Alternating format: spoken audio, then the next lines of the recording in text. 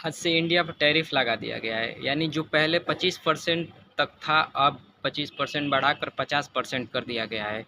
और प्रधानमंत्री मोदी ने कहा है कि इससे निपटने के लिए सभी भारतीयों को एकत्र होना पड़ेगा, और कोई भी देश अगर भारत पर दबाव डालता है तो दबाव नहीं झेलना है। और क्या करना है चाहिए भारतीयों को कि जो इंडियन वस्तुएं है, जो मेड इन इंडिया है, इंडिया में बना हुआ है, वे सभी वस्तुएं आपको खरीदना पड़ेगा। क्योंकि विदेशी सामान खरीदेंगे तो जो भी पैसा रहेगा सब विदेशों में जाएगा, इससे इंडिया की इकोनॉमी कमज़ोर होगी। इसलिए प्रधानमंत्री मोदी जी की बात समझिए कि कोई भी देश क्या है कि भारत पर दबाव नहीं बना पाए, ये हर देश को समझना चाहिए।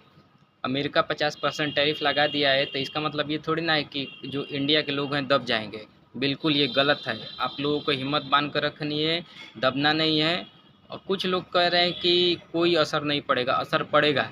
आप पर डायरेक्ट नहीं पड़ेगा, लेकिन जो बिजनेस है, जो एक इस जो इंडिया में सामान बनाते हैं, यहाँ से जब दूसरे देशों में सप्लाई होता है तो जो कंपनियां उन पर असर पड़ेगा, और जब उन पर असर पड़ेगा तो लोग बेरोज़गार होंगे, बेरोज़गारी की वजह से हम पर भी असर पड़ेगा।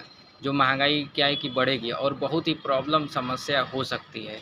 इसलिए इंडियन के लोग जो हैं स्वदेशी को अपनाएं।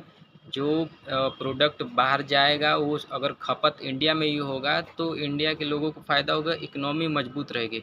इकनॉमी मजबूत रहेगी तो अर्थव्यवस्था सही होने की वजह से देश भी और आगे प्रोग्रेस करेगा और मजबूत हम लोग बंधे रहेंगे। ये इस समय बहुत ही ज़रूरी है। आप लोगों को एकत्र होना और प्रधानमंत्री मोदी जी का साथ देना हर देशों को। Thank you.